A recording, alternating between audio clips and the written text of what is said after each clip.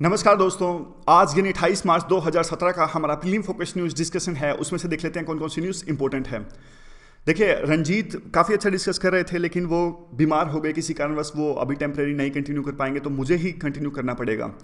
तो देखिए, front page पे जो आधार कार्ड से रिलेटेड इंपॉर्टेंट न्यूज़ है। सेंट्रल गवर्नमेंट, आपको पता होगा, काफ़ी सारी सर्विसेज के लिए आधार कार्ड को कंपलसरी बना रही है। सुबह भी एडिटोरियल वीडियो में हमने यह डिस्कस किया था कि दूसरी स्कीम्स जैसे कि मिड डे मील स्कीम्स, जननी सुरक्षा योजना, उन स्कीम्स के लिए अभी आधार कार्ड को कंपलसरी बनाया जा रहा है। तो सुप्रीम कोर्ट ने पहले भी, सुप्रीम कोर्ट की कॉन्स्टिट्यूशनल बेंच जिसमें मिनिमम जजेस की संख्या होती है 5, ये प्रीलिम के लिए इंपॉर्टेंट है। सुप्रीम कोर्ट की कॉन्स्टिट्यूशनल बेंच ने कहा था कि देखिए, स्कीम्स के लिए आप आधार कार्ड को कंपलसरी नहीं बना सकते।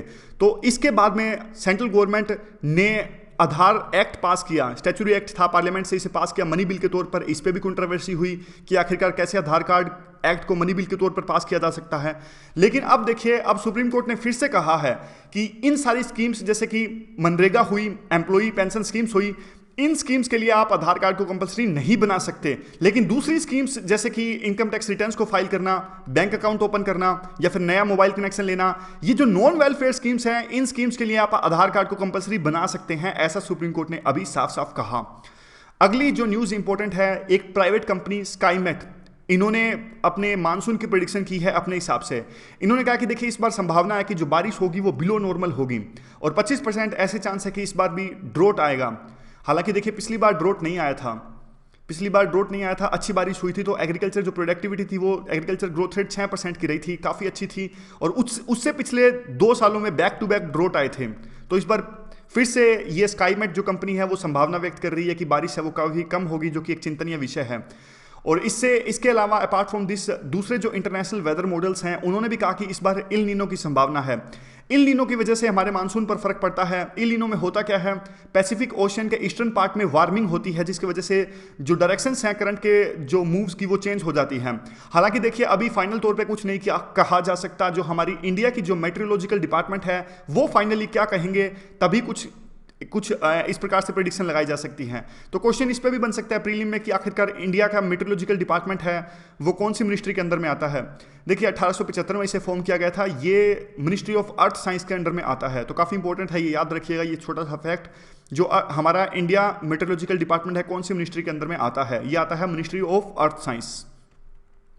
उसके बाद में देखिए, छोटी सी न्यूज़ है, ये ज़्यादा फैक्ट्स याद रखने की जरूरत है नहीं। ये TU-142M, इसको डी इंडक्ट किया जा रहा है। ये INS राजली, इस एयर स्टेशन पे ये थे, और ये एक प्रकार का है मैरीटाइम पेट्रोल एयरक्राफ्ट है। ये बस इतना याद रखिएगा, मैरीटाइम पेट्रोल एयरक्राफ्ट है। और अभी इसे डी इंडक्ट किया जा रहा है क्योंकि काफ़ी एजिंग इसकी हो गई है। 3 दशकों तक 30,000 घंटे तक इन्होंने काम किया, और बाकी कब इसे इंडक्ट किया, ये सब बेकार के फैक्ट है, इसे मत याद रखिएगा। क्वेश्चन आता है, न्यूज़ में है इसलिए आ सकता है, तो बस ये याद रखिएगा, मैरीटाइम पेट्रोल एयरक्राफ्ट है ये। उसके अलावा अभी एक न्यूज़ है, क्योंकि देखिए, जो मेंटल हेल्थ केयर बिल है, अभी इसे लोकसभा से भी पास कर दिया गया है। पहले पिछले साल इसे राज्यसभा से में पास किया था, और अभी इस सत्र में इसे लोकसभा में भी पास कर दिया गया है। तो जल्द ही अब इसे हमारे प्रेसिडेंट भी अपनी एसेंट इस पर दे देंगे, तो ये मेंटल हेल्थ केयर बिल लागू हो जाएगा। तो कौन कौन से इसके इंपॉर्टेंट पॉइंट्स हैं? सबसे इंपॉर्टेंट पॉइंट्स जिस पे ये न्यूज़ आधारित है, सुसाइड को डीक्रिमिनलाइज कर दिया गया है। आपने देखिए, पहले देखा होगा, जब भी कोई व्यक्ति सुसाइड करने की कोशिश करता है लेकिन बच जाता है, तो पुलिस उस पर केस रजिस्टर करती है। IPC 309 शायद ये है कि पुलिस केस रजिस्टर करती है अगर कोई सुसाइड करने की कोशिश करता है तो। लेकिन अब मेंटल हेल्थ केयर बिल में इसे डीक्रिमिनलाइज कर दिया गया है, यानी अब पुलिस जो बंदा सुसाइड करने की कोशिश करता है लेकिन बच जाता है, उस पर पुलिस केस रजिस्टर नहीं करेगी। क्योंकि देखिए, काफ़ी तरह की बातें कही जाती है और कहते हैं कि जो बंदा सुसाइड करने की कोशिश करता है, यानी ही और शी दोनों, जब भी आप पेपर में लिखिए तो देखिए आजकल ही और शी दोनों लिखिएगा, क्योंकि एग्जामिनर होता है काफ़ी जेंडर सेंसिटिव होते हैं। तो आप ही की जो पुरानी आपकी साइकोलॉजी है उसे मिटा दीजिए, और शी लिखोगे तो और भी ज़्यादा बेहतर है। देखिए, बात यह है कि यानी वो तो देखिए, जो बंदा या बंदी जो भी है और काफ़ी स्ट्रेस में होता है, इसलिए सुसाइड करने की कोशिश की जाती है उनके द्वारा में, इसलिए उस पर केस रजिस्टर करने के बजाय उनको इलाज की आवश्यकता होती है। और भी काफ़ी सारे इंपॉर्टेंट पॉइंट्स थे मेंटल हेल्थ केयर बिल में, वो देख लेते हैं। राइट बेस्ड अप्रोच गवर्नमेंट द्वारा की गई है इस बिल में। इसके अलावा एडवांस्ड डायरेक्टिव दे सकते हैं, जो भी मेंटल एक प्रकार से पीड़ित हैं, मेंटल रोग से पीड़ित हैं पेशेंट जो हैं, वो एडवांस डायरेक्टिव्स डॉक्टर्स को दे सकते हैं कि हमें इस तरह के इलाज की आवश्यकता है। तीसरा ये बिल है कि सेंट्रल और state mental health care authority establish करने की आवश्यकता है। और चौथा पॉइंट ये इंपॉर्टेंट है ही है कि सुसाइड्स को डीक्रिमिनलाइज कर दिया गया है। तो 5-6 पॉइंट्स हैं, अगर इस पे मेंस में क्वेश्चन आता है तो भी हम अटेम्प्ट कर सकते हैं, और प्रीलिम पे भी इस प्रकार के बिल्स में काफ़ी क्वेश्चन आते हैं, तो हमें तैयार रहने की आवश्यकता है। पिछली बार बिल क्वेश्चन आया था प्रीलिम में, मिनरल ऑर्गेनाइजेशन कुछ थी, हर एक डिस्ट्रिक्ट में ये मिनरल से रिलेटेड कुछ ऑर्गेनाइजेशन इस्टेब्लिश करनी थी, डिस्ट्रिक्ट बेस्ड अथॉरिटी इस्टेब्लिश करनी थी, तो उससे रिलेटेड क्वेश्चन आया था प्रीलिम में। तो ये जितने बिल्स हैं सारे के सारे, इन पे 2-3 क्वेश्चन आवश्यक रूप से आते हैं, तो हमें तैयार रहने की आवश्यकता है इस पर। अगला जो क्वेश्चन है वो नायडू, वेंकैया नायडू हमारे मिनिस्टर हैं, इंफॉर्मेशन एंड ब्रॉडकास्टिंग मिनिस्टर। ये वैसे जो अर्बन मिनिस्टर भी हैं, ये अर्बन डेवलपमेंट मिनिस्टर। देखिए इन्होंने क्या किया, अभी एक ऐसा प्रोविजन ये लेके आए हैं, डिजिटल जो इंडिया है उसकी तरफ कदम बढ़ाता है। ये कहते हैं कि देखिए जो भी मूवी बनती है 10 मिनट से अगर नीचे की मूवी है तो उसके लिए ऑनलाइन अभी परमिशन मिल जाएगी सेंसर बोर्ड से, और 10 मिनट से अगर ऊपर भी है तो भी एक प्रकार से थिएटर में एग्जामिनेशन होगा उस मूवी का। लेकिन ऐसा नहीं है कि बार बार सेंसर बोर्ड के दफ्तर में चक्कर काटने पड़ेंगे। तो एक प्रकार से डिजिटल इंडिया की तरफ कदम बढ़ा रहा है हमारा सेंसर बोर्ड भी। सेंसर बोर्ड से रिलेटेड क्वेश्चन आ सकता है, क्योंकि सेंसर बोर्ड काफ़ी सुर्खियों में रहता है, काफ़ी तरह के विवाद उठे। उड़ता पंजाब जो मूवी थी उसको परमिशन देने में आनाकानी की गई थी। अभी फिलहाल जो मूवी थी लिपस्टिक अंडर बुर्का, उस पर भी सेंसर बोर्ड ने एक प्रकार से सर्टिफिकेट देने से मना कर दिया था। तो देखिए अगर सेंसर बोर्ड की अगर बात करें तो एक स्टैच्यूटरी बॉडी है ये सेंसर बोर्ड जो है, और ये सेंसर बोर्ड जो है ये मिनिस्ट्री का कौन से मिनिस्ट्री के अंदर में आता है, इस पे ये भी पूछा जा सकता है। मिनिस्ट्री ऑफ इंफॉर्मेशन ब्रॉडकास्टिंग के अंडर में ये आता है। तो 2-3 फैक्ट इसमें इंपॉर्टेंट है। स्टैच्यूटरी बॉडी है, 1992 में इंडिया ऐसा कुछ एक्ट है, इंडिया सिनेमेटिग्राफ ऐसा कुछ एक्ट है, उसके अंदर में आता है 1952 में, ठीक है। और मिनिस्ट्री कौन सी है, ministry of information and broadcasting. अगली न्यूज़ क्या है, अगली न्यूज़ देखिए सुप्रीम कोर्ट ने चिंता जाहिर की है जिस प्रकार से पैलेट गन का इस्तेमाल होता है जम्मू एंड कश्मीर में। सुप्रीम कोर्ट ने कहा कि देखिए we recognise the fact that our jawans the personnels of armed forces they also get injured while using the pellet guns, so there must be alternative of using this. तो देखिए काफ़ी तरह की चीज़ें होती है, जब भी इन पैलेट गन्स का इस्तेमाल होता है तो ये डाइल्यूट कर दिया जाता है। देखिए आंसू गैस का अगर इस्तेमाल होता है तो जो प्रोटेस्टर्स होते हैं वो इस पर गीले बोरे डाल देते हैं, तो इससे आंसू गैस के गोलों का इफेक्ट कम हो जाता है। पेपर स्प्रे का इफेक्ट भी इतना नहीं होता। वाटर कैनन जो होता है वो भी हार्ड सील्ड से नाकाम हो जाती है।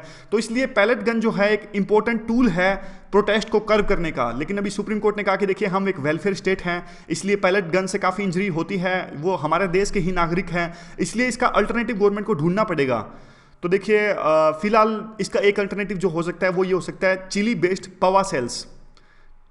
इसकी फुल फॉर्म क्या है वो तो नहीं पूछेगी यूपीएससी, वैसे ये है, मुझे तो वैसे ही काफ़ी दिक्कत आती है इस डिफ़िकल्ट नाम्स को प्रोनाउंस करने में।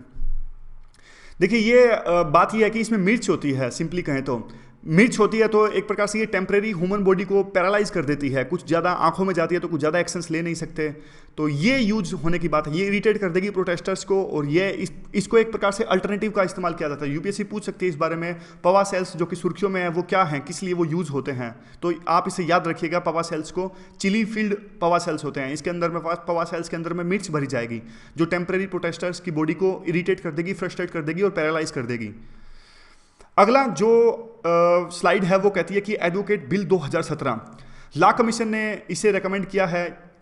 देखिए जो ये एडवोकेट बिल्स 2017 है, ये कहते हैं कि एक प्रकार से कमीशन जो है, जो लॉ कमीशन है उन्होंने प्रपोज किया कि बार काउंसिल में public grievance redressal committee establish की जाए, जिसका विरोध कर रहा है बार काउंसिल ऑफ इंडिया। क्यों विरोध कर रहा है, ये कहते हैं कि देखिए जो ग्रीवेंस रेड्रेसल जो कमेटी बनाने की बात की गई है वो एक प्रकार से अड्डा बन जाएगा किनका, रिटायर्ड जजेस का, क्योंकि उस कमेटी में बात कहा गया कि फॉर्मर सुप्रीम कोर्ट के जज होंगे या फिर chief justice of high court इसके चेयरमैन होंगे, 2 रिटायर्ड जजेस होंगे।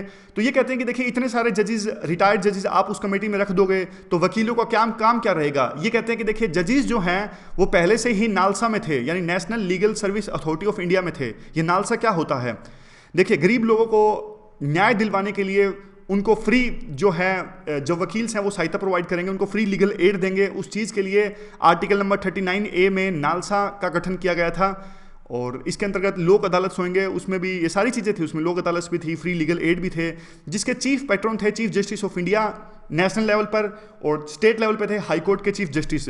तो कहने का मतलब है बार काउंसिल ऑफ इंडिया कहते हैं कि पहले नालसा का गठन किया गया था, उसमें भी जो ये जज थे वही पैट्रन थे इसके, लेकिन नालसा की जो बॉडी है वो फेल हो गई है, आज के टाइम में इसकी रिलेवेंस काफ़ी कम है। तो बार काउंसिल ऑफ इंडिया की रेड्रेसल मैकेनिज्म कमेटी में भी अगर जजेस आ जाएंगे तो बिल्कुल भी वो बॉडी अच्छे से काम नहीं करेगी। अब बात आती है कि देखिए बार काउंसिल ऑफ इंडिया क्या है। बार काउंसिल ऑफ इंडिया एक स्टैच्यूटरी बॉडी है और इसका जो बना इसको एडवोकेट्स एक्ट 1961 के अंदर में आती है। ये सारी चीज़ें देखती हैं, प्रोफेशनल कंडक्ट, एटिकेट्स और जो भी चीज़ें हैं वकीलों के, उसके बारे में ये अपनी राय देती हैं और नॉर्म्स को एक प्रकार से इन्फोर्स करवाती हैं। लीगल एजुकेशन और जो यूनिवर्सिटीज़ को रिकॉग्नाइज करना होता है वो काम भी बार काउंसिल ऑफ इंडिया करती है। तो कई बार हम सोचते हैं कि देखिए ये स्टैच्यूटरी बॉडी नहीं है, तो ये याद रखिएगा, इंपॉर्टेंट पॉइंट यहाँ पे है, बार काउंसिल ऑफ इंडिया जो है वो एक इंपॉर्टेंट स्टैच्यूटरी बॉडी है। कई बार हमें लगता है स्टैच्यूटरी बॉडी नहीं होगी, प्रॉपर स्टैच्यूटरी बॉडी है। इवन जो लॉ कमीशन ऑफ इंडिया है वो स्टैच्यूटरी बॉडी नहीं है, वो सिर्फ एग्जीक्यूटिव बॉडी है लॉ कमीशन ऑफ इंडिया। तो उल्टा है, हमें यूं लगता है लॉ कमीशन ऑफ इंडिया है वो स्टैच्यूटरी बॉडी होगी, नहीं। लॉ कमीशन ऑफ इंडिया तो सिर्फ गवर्नमेंट के एग्जीक्यूटिव ऑर्डर से पास की गई है, उसके द्वारा बनाई गई है। अब छोटी मोटी ये न्यूज़ है, प्रीलिम के दृष्टिकोण से इंपॉर्टेंट तो नहीं है, लेकिन थोड़ा थोड़ा हमें इसके बारे में पता हो तो अच्छा ही है। इंडिया और नेपाल ने देखिए फिर से एक फ्यूल पैक्ट साइन किया है। पहले क्या हुआ था, इकोनॉमिक ब्लॉकेड साइन हुआ था, नेपाल में संविधान बना था जिस पे काफ़ी दिक्कतें थी मधेसीज़ को, मधेसीज़ के साथ में हमारे बिहार और यूपी के लोगों के एथनिक टाइज हैं, तो इकोनॉमिक ब्लॉकेड वहाँ पे हो गया था, तो जिसमें एक प्रकार से काफ़ी विरोध हुआ था और नेपाल में इस तरह के आरोप लगाए गए थे कि इंडिया ने वो इकोनॉमिक ब्लॉकेड को इन्फोर्स करवाया है। तो बाद में उन्होंने, नेपाल ने इंडिया के खिलाफ चाइना कार्ड प्ले करने के लिए चाइना के साथ में अपना फ्यूल का पैक्ट साइन किया था, लेकिन किसी कारणवश से देखिए, क्योंकि जो टेरेन है नेपाल और चाइना के बीच में काफ़ी डिफिकल्ट टेरेन है और वहाँ पे चाइना से फ्यूल की सप्लाई करना नेपाल के अंदर में काफ़ी डिफिकल्ट है, तो इस वजह से वो नेपाल का चाइना के साथ में एग्रीमेंट था वो काम नहीं कर पाया। और हालांकि ज़्यादातर देखिए नेपाल की जो सप्लाई है वो इंडिया के हल्दिया पोर्ट से होती है, तो दोबारा से पुरानी चीज़ों को भुलाकर फिर से 5 साल के लिए इंडिया और नेपाल ने फ्यूल पैक्ट साइन किया है, तो अच्छी चीज़ है, भारत और नेपाल के संबंधों के लिए काफ़ी अच्छी चीज़ है। एक ये भी प्रीलिम के दृष्टिकोण से ये इंपॉर्टेंट हो ना हो, लेकिन एक इंपॉर्टेंट स्लाइड ये बनती है। इसमें कहा कि देखिए हमारे सुरेश प्रभु रेलवे मिनिस्टर कहते हैं कि 12,000 करोड़ का एक डिजिटल प्लेटफॉर्म इस्टेब्लिश करेगी रेलवे और इससे 60,000 करोड़ रुपयों की बचत होगी, रेलवे बचत कर सकेगी 12,000 करोड़ का डिजिटल प्लेटफॉर्म बना के। देखिए इस डिजिटल प्लेटफॉर्म पे सब कुछ होगा रेलवे से रिलेटेड, उनको सब कुछ पता लगेगा कि कितने ट्रेनें कहाँ चल रही है, कितने पैसेंजर्स कहाँ रेलवे पे ट्रैवल कर रहे हैं, कितनी टिकट्स बुक की गई हैं, कितनी वैकेंसीज खाली होंगी, हर एक रेलवे से रिलेटेड चीज़ उस डिजिटल प्लेटफॉर्म पर होगी। तो काफ़ी काम की चीज़ ये है और इसको बनाने की बात की गई है TCS की सहायता से, TCS से कंसल्ट करके वो इस प्रोजेक्ट पर आगे बढ़ेंगे। आगे जो बात आती है, देखिए इंडियन कंपनीज जो हैं वो ब्रिटेन के यूरोपियन यूनियन से एग्जिट के बाद में एक प्रकार से अभी कंफ्यूजन में है किस प्रकार से हम आगे बढ़ें, क्योंकि देखिए बात ये आती है कि पहले ब्रिटेन में यूरोपियन यूनियन के अंदर में शामिल था, तो हमारी जो कंपनीज़ हैं काफ़ी ज़्यादा कंपनीज़ हैं, जैसे कि आप बात करें हमारी टाटा स्टील वहाँ पर है, जगुआर वहाँ पर है, ऑटोमोबाइल की कंपनीज़ है, काफ़ी IT कंपनीज़ हैं, उनके जो हेडक्वार्टर थे पूरे यूरोपियन यूनियन के, उनके हेडक्वार्टर थे वो ब्रिटेन के अंदर में थे।